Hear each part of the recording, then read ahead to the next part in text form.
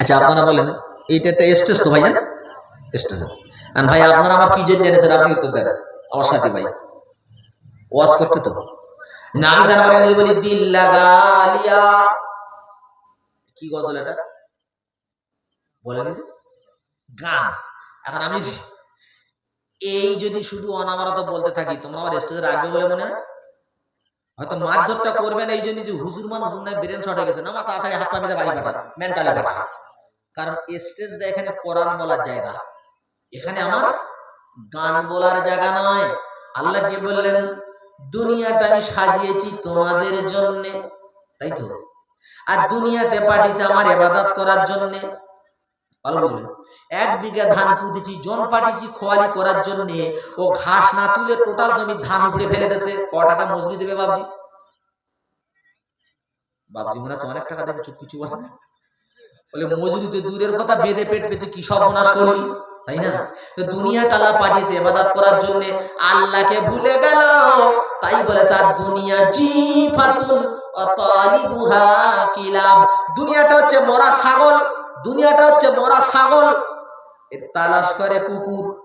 ও তালিবুহা, একে তালাশ করে কিলাব মানে কুত্তা, একে তালাশ করে কুত্তা।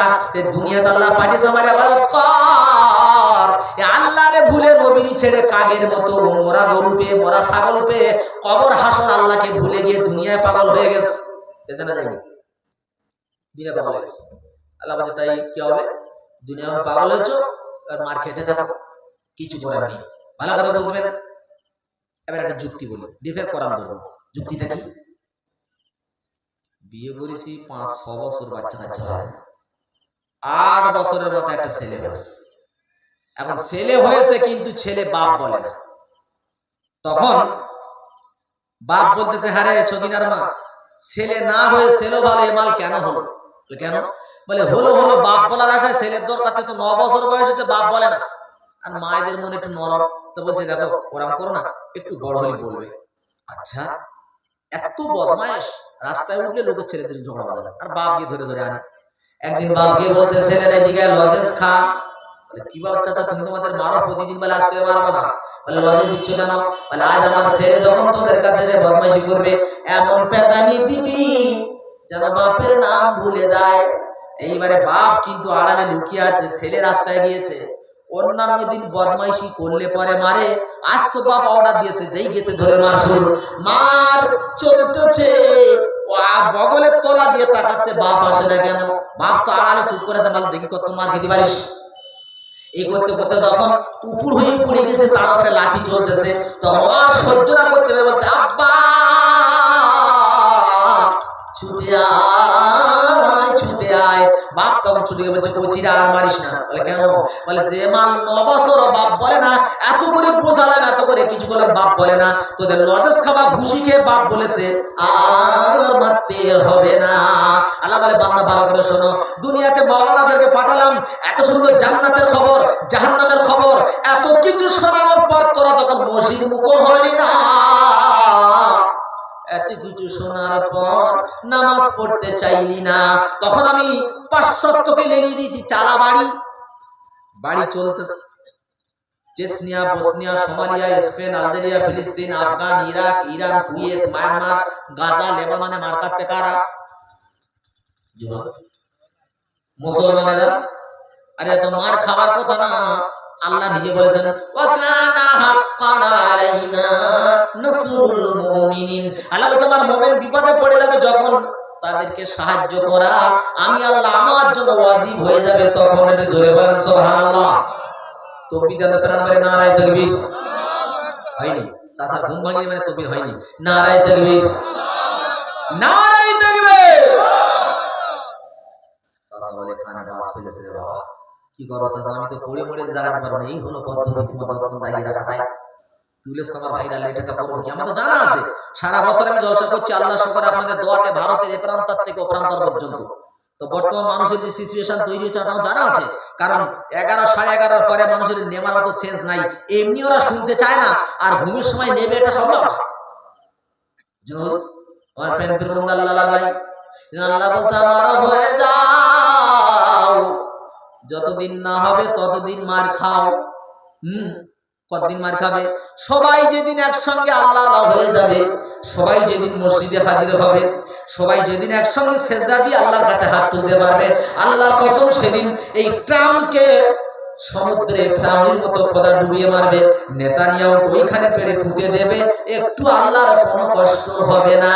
এজন্য আমি বলেছি, এই নরেন্দ্র মোদী সাহেব, আপনি ভারতবর্ষের প্রধানমন্ত্রী, আপনি ওজিরে আলা, আপনি প্রধানমন্ত্রী, আপনি ধর্ম গ্রন্থ নিয়ে আপনি শপথ করেছিলেন গণতান্ত্রিক রাষ্ট্রে আমরা বসবাস করব, এখানে কারো ধর্মের উপরে জুলুম করব না।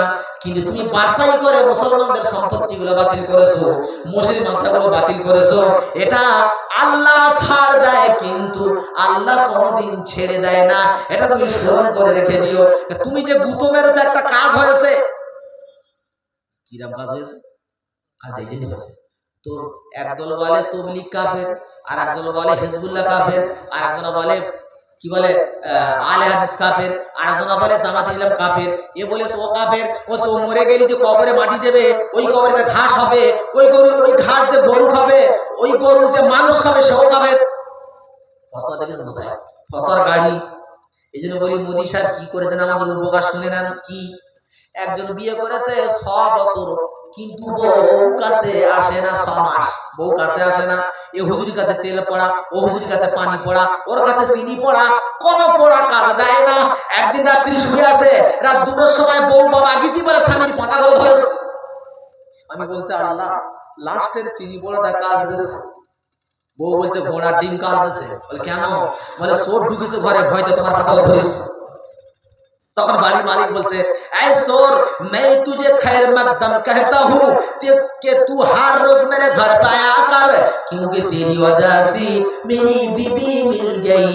এই চোর, তুই প্রত্যেকদিন আমার ঘরে আয়, কারণ হুজুরদের পানি পড়া, পীর সাহেবের চাল পড়া কাজ দেয় নাই, তোর ওসিলায় বউ কাছে এসেছে, তুই প্রতিদিন আমার ঘরে আয়, বউ আমার কাছে আসুক। কি বুঝেছেন? ও মোদী সাহেব, হুজুররা এত বুঝিয়েছে, নামাজ পড়াতে পারি নাই, মসজিদ আনতে পারে নাই, ফতোয়া বাতিল করতে পারি নাই। ও মোদী সাহেব, আপনি একটা গুঁতো মেরেছেন, এখন শহীদ মিনারে আলে হাদিস, জামাত ইসলাম, ফুরফুরা, তবলিগ, দাড়ি কাটা, দাড়িওয়ালা, টুপি ছাটা, টুপিওয়ালা সব মালকে হাজির। আর কেউ বলে না যে ওর ও কাফের, ও কাফের, কারণ গুঁতো খেয়েছে চোরের কাছে, এক জায়গায় হয়ে গেছে।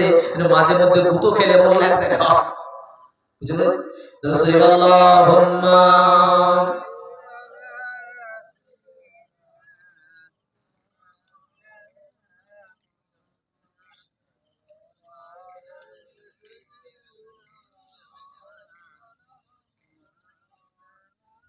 বাবজি, আপনি উঠবেন নাকি? আপনি উঠবেন? সব আছে এখানে, উঠে উঠে দোকান নেই। আমার প্রাণের ভাই, একান্ত জরুরত ছাড়া কেউ যেন উঠে যাও না। এবার এসো, আমি অক্ত দেখে কাজ করব। 12টা নয়। জি 12টা নয়, তাহলে 12 বন্ধ করবো জি। 2টো। বাবজি তো খুব আশা, সত্যি বাবজি জেগে আছে। এরকম এরকম চরমনে লোক হবে, তারপর তো জলসা করতে ভালো লাগবে। এর ভেতরে যুবক কিছু ঘুমোচ্ছে, তাহলে কাদের শোনাবো আমি? বুঝছেন ভাই? এবার আসেন, তাহলে দুনিয়াতে আল্লাহ পাঠিয়েছে ইবাদত করার জন্য, যখন উল্টো হয়ে গেছে তো মার আমাদের উপরে আসতেছে। এই মার বন্ধ করতে হলে কি করতে হবে? আমাদের সবাইকে আল্লাহওয়ালা খাঁটি মুসলমান হতে হবে। ঠিক আছে ভাই? এবার আমি আসি। আল্লাহ তাআলা এবার তুমি ভেঙে দাও, 1 ঘন্টা 9 মিনিট হতে চলেছে, তাই তো? তাহলে আল্লাহ তুমি বলে দাও, জান্নাতে যাবে যারা মুসলমান। হ্যাঁ, তো মুসলমান যেমন মাদ্রাসায় যারা পড়ায় তাদেরকে বলে মুদাররিস, স্কুলে যারা পড়ায় তাদেরকে বলে মাস্টার, যারা প্লেন চালায় তাদের বলে পাইলট, যারা জাহাজ চালায় তাদের বলে নাবিক, যারা গাড়ি চালায় তাদের বলে ড্রাইভার, যারা ওয়াজ করে তাদের বলে বক্তা, যারা কাজ করে তাদের বলে শ্রমিক। তো যারা কিচ্ছু করবো না, কি হ্যাঁ, মন্দিরেও যায় না, গির্জায়ও যায় না, মসজিদেও যায় না, খ্রিস্টান গির্জায় যায়, হিন্দু মন্দিরে যায়, মুসলমান মসজিদে যায়। এ মন্দিরে নাই, গির্জায় নাই, মসজিদে নাই, এমাল কোন দলে? ভুল বুঝবেন না দাদা। মন্দিরে হিন্দুরা বলবে হো তার বিন্দু, হো তার বিন্দু, মহারাষ্ট্রিন্দু, আল্লাহু চষ্টং, আল্লাহু ষষ্ঠং, আল্লাহু পূর্ণং, আল্লাহু আল্লাহ, আদাল্লাং ভূকে মানে নির্কাত কামো, জন্ম বৈকুণ্ঠ বরা ভোজবি নামো,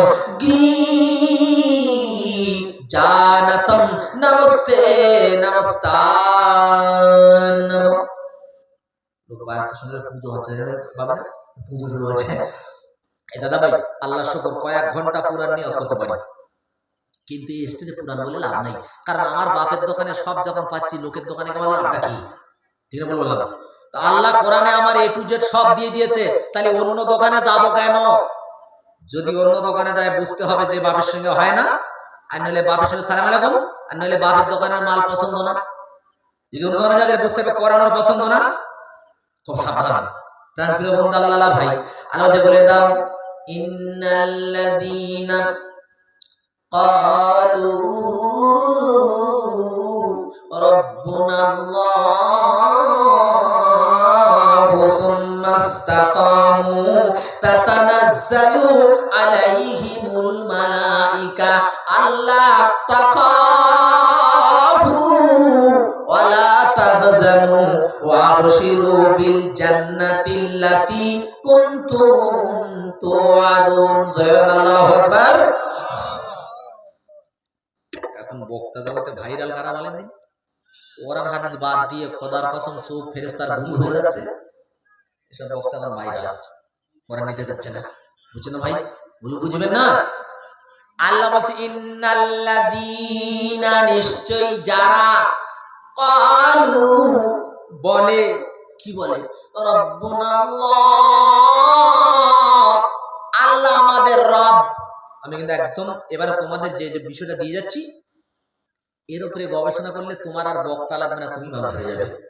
ইন্না, নিশ্চয়ই, আল্লাযীনা যারা, ক্বালু বলে, রাব্বুনাল্লাহ, আল্লাহ আমাদের রব। আল্লাহ বলে আমাকে শুধু রব বলে চলে গেলে হবে না। আর তোমরা বলো এখানে নামাজ পড়ো কারা কারা? হাত তুলে পড়তে দেখি। নামাজিরা বলে হাত তোলো, নামাজিরা বলো। বেনামাজিরা আপনার ধরা পড়ে গেছে। তুলে দিতে পারতে না, আমার সঙ্গে চুরি করে।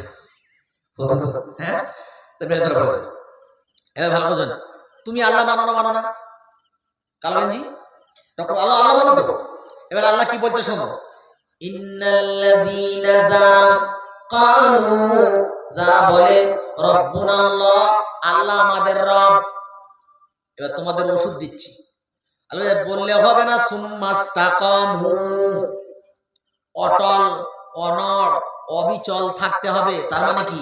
নবী যেটা বলেছে আর নবী যেটা করেছে ওর উপরে তোমাকে ইস্তেকামাত করতে হবে, ডাইনে বাঁয়ে চলবে না। ওই নবীর দেওয়া রাস্তার উপরে চলতে হবে, তারপরে আল্লাহ বলার দাবিতে তুমি সত্যবাদী হবে। ঠিক তো বুঝি? তোমাদের বলি ট্রেনের পাটি কটা? ট্রেন চেপেছো তো? কটা পাটি? দুটো। এখন দুরন্ত এক্সপ্রেস যদি বলে আমি সেরা ট্রেন ভারতবর্ষের, আমি আর এই পাটিতে চলবো না, একটু বোম্বে রোডে যেতে চাই, ও কি বোম্বাই যেতে পারবে বলে মনে হয়? যেখান থেকে পাটি চুত হবে ওখানে মালের অবস্থা জুত হয়ে যাবে। তো ভালো করে বোঝেন, আল্লাহ রাসূল বলছে আমি তোমাদের দুটো পাটি দিয়ে যাচ্ছি, তারাকতু ফীকুম আমরাইন, আমি তোমাদের দুটো জিনিস দিয়ে যাচ্ছি। কি? লান তাযিল্লু, তোমরা রাস্তাহারা হবে না, গাড়ি জান্নাতে যাবে, অ্যাক্সিডেন্ট হবে না। কি করতে হবে?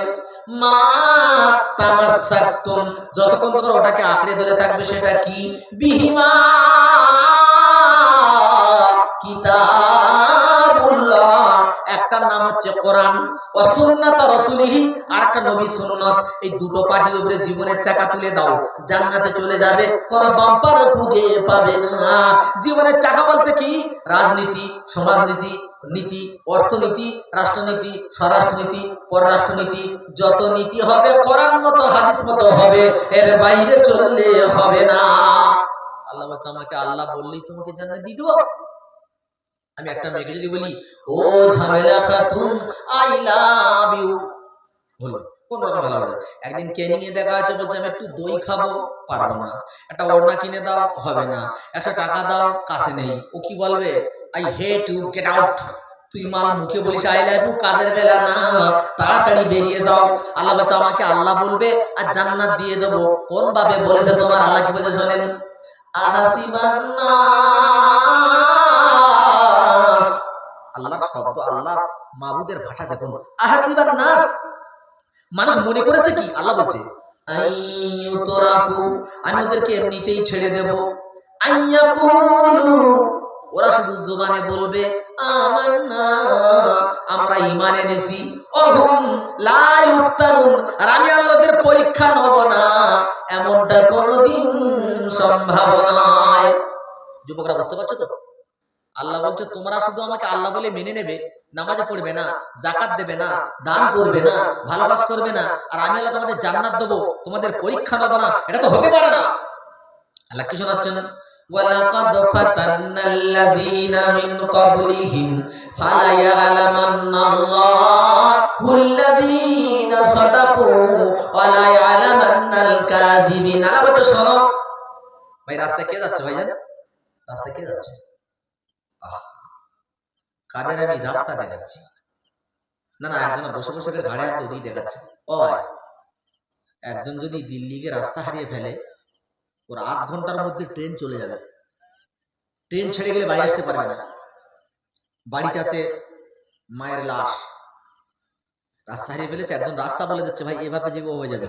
ও যদি কেউ সময় ডাকে, ও ডাকের দিকে স্মরণ হবে বলে মনে হয়? কারণ এখন টার্গেট সামনে রাস্তা, আমার রাস্তা ক্লিয়ার করতে হবে। তা আমি তোমাদের খারাপ থেকে ভালো রাস্তা দেখাচ্ছি জান্নাতে যাওয়ার জন্য, আর তুমি যদি ঘাড়ে হাত দিয়ে ওই দিকে দেখাও, তাহলে কার রাস্তা দেখাচ্ছি?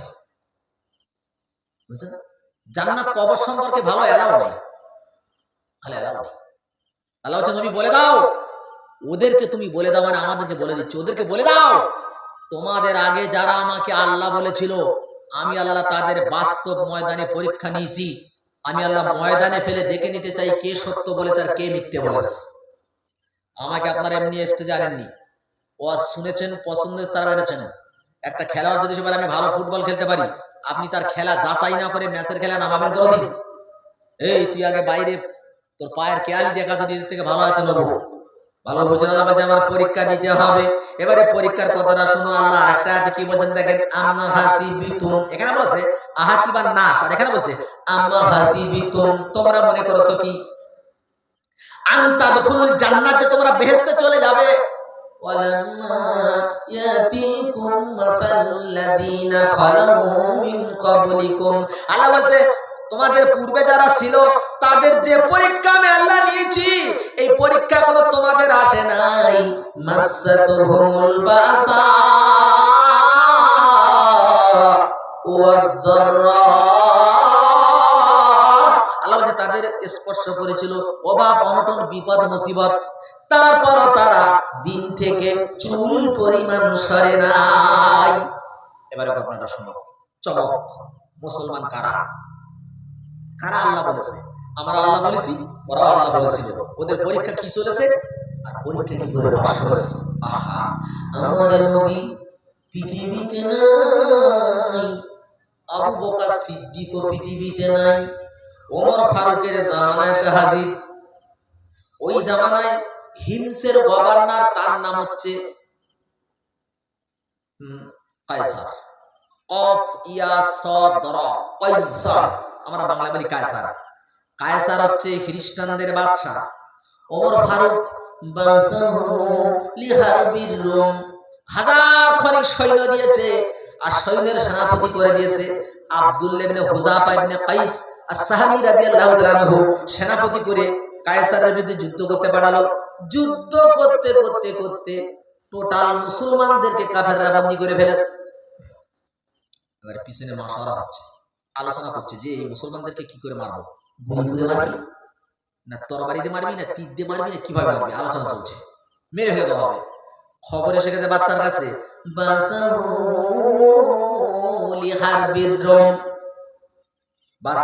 মানে যে পাঠিয়েছে, খবর আসলো যে সুবাতুহুম আলাল হাক্কি ওয়া যুরওয়াতুহুম আলাল মাউত।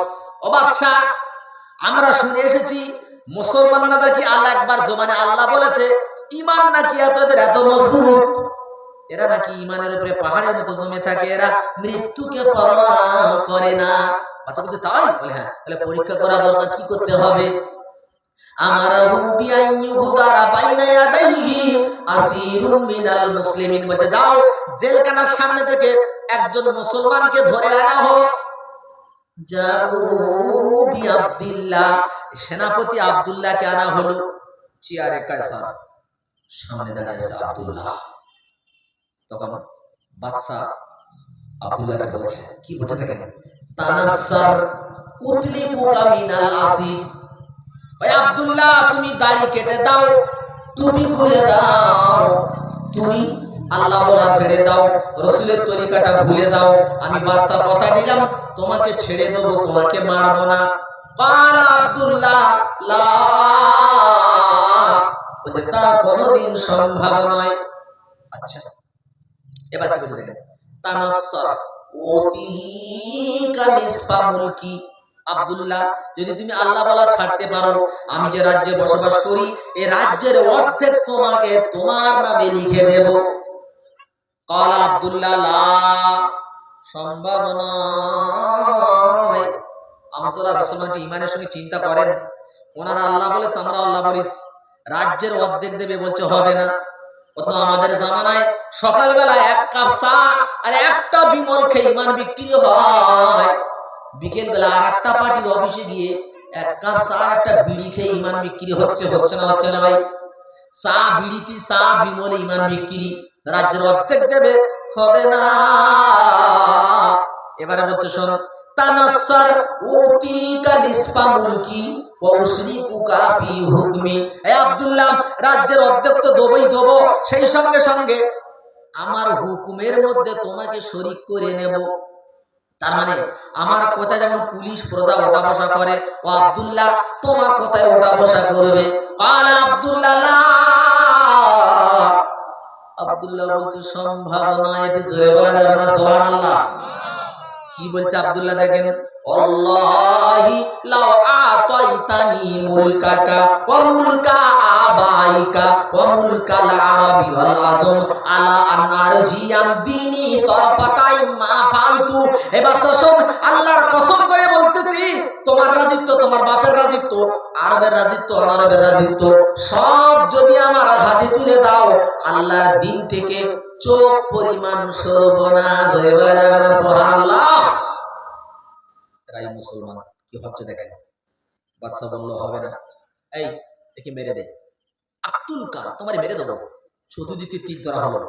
আব্দুল্লাহ বলছে উত্তুল নি, আমার শহীদ করে দাও, কই পরোয়া নেই। তখন প্রহরীদের বললো তোমরা সরে যাও, একে জেলের মধ্যে দাও। মানওয়ানুহু আত-তা'আম ওয়াশ-শারাব, খবরদার জেলের ভিতরে দেবে, কিন্তু পানিও দেবে না, খাদ্য দেবে না। ওয়ান্তরা মুসলমান, তুমি তো মুসলমান, আমি মুসলমান, তারা মুসলমান।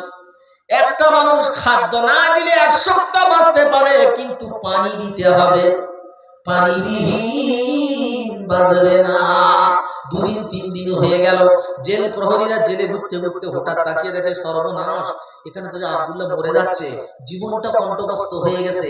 এসে বলছে বাদশাহ, আব্দুল্লাহ মারা যাবে। বলে কেন? বলে পানি নাই, খাদ্য নাই। বলে একটা কাজ করো, শুকরের মাংস আর মদ নিয়ে যাও। শুকরের মাংস আর মদ নিয়ে গেল। যাওয়ার পরে আব্দুল্লাহ তো বসতে পারে না, মৃত্যু শয্যা শায়িত, তুলে বসিয়েছে, বসে বলছে এগুলো খাও। বলে এগুলো কি? বলে এটা মদ আর এটা শুকরের মাংস। হযরত আব্দুল্লাহ ওই অবস্থায় মুস্কি হাসলেন, হেসে বলছে বেঈমানের দল, তোরা তো জানিস না এই মোমেন্টে আমার জন্য মদ খাওয়া হালাল, এই মোমেন্টে আমার জন্য শুকরের মাংসটা খাওয়া হালাল। কারণ আল্লাহ কোরআনে বলেছে ফামানিদতুররা গায়রা বাগিন ওয়ালা আদিন ফালা ইসমা আলাই।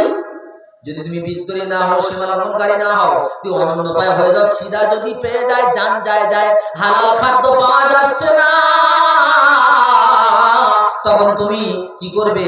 মরা গরুর গোশত খেতে পারবে, শুকরের মাংসটাও খেতে পারবে। কতটা খেতে পারবে? অতটা খেতে পারবে যতটা খেলে জীবন বেঁচে যায়। তাই বলে হালাল মালের মতো পেটে ভরে খাওয়া যাবে না। বলতে খা, বলে না আমি খাবো না। কেন? তোমার জন্য হালাল। বলছে আমি যদি খাই, কাল করে সকালে তোরা বলে বলে বেড়াবি যে মুসলমান মরণের ভয়তে শুকরের মাংস খেয়েছে, আর আমি আব্দুল্লাহ পৃথিবীতে বেঁচে থাকবো, আর তোরা ইসলামের উপরে দাগ দিবি, জীবনে বরদাস্ত করবো না। জোরে বলেন সুবহানাল্লাহ। ও মুসলমান, ওনার জন্য ওই সময়ের জন্য মদ হালাল ছিল, খায় নাই। আর আমি তুমি বাপের জমির লিজ তুলে বাপের পকেটের টাকা চুরি করে তাও আর ঈদের দিন নামাজ পড়ে মদের বোতল আর গাঁজার ফোয়ারা শোনে না মদের বোতল আর গাঁজার ফোয়ারা চুকছে। ওরা ইসলামকে, ইসলামের উপরে একটুকুনি দাগ দেবে সহ্য করবে না। এরা ইসলাম যায় যাক পরোয়া করে না। এজন্য কি হলো জানেন, টাউনি নিয়ে বিয়ে করিস টাউন এসে বলছে আই বললাম হুজুর হুজুর হুজুর মানবো না কেন, বলে আমার বই দেখাতে হবে। স্বপ্ন আমি হুজুর মানবো জানি না, বই দেখাতে হবে। তো বলছে দেখো যদি তুমি না নিয়ে যাও